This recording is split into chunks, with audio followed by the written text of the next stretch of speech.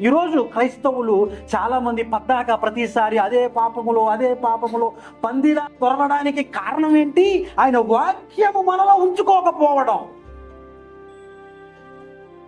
ఆయన వాక్యము మనలో ఉంటే కీర్తనకారుడు ఏమన్నాడు? నేను పాపం చేయనయ్యా.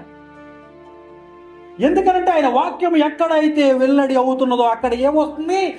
వెలుగు కలుగుతుంది. ఆమెన్, హల్లెలూయా. జ్ఞానము లేని వాడికి జ్ఞానమును అనుగ్రహిస్తుంది. హల్లెలూయా.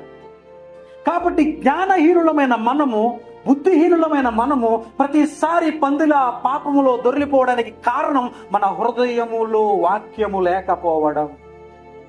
కాబట్టి వాక్య ప్రాముఖ్యత తెలుసుకోండి. మరి ఎన్నిసార్లు చదివిపోయిన సొంత వాక్యాన్ని? ఎన్నిసార్లు ధ్యానించారు వాక్యాన్ని? ఎన్నిసార్లు నెమరు వేస్తారు వాక్యాన్ని?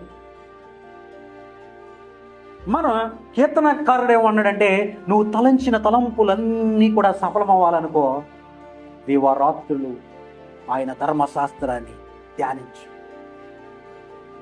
కీర్తన 119:11 మనం పాపము చేయకుండా ఏమన్నాడు? నీ వాక్యము నా హృదయములో ఉంచుకున్నాను అంటున్నాడు. ఆమె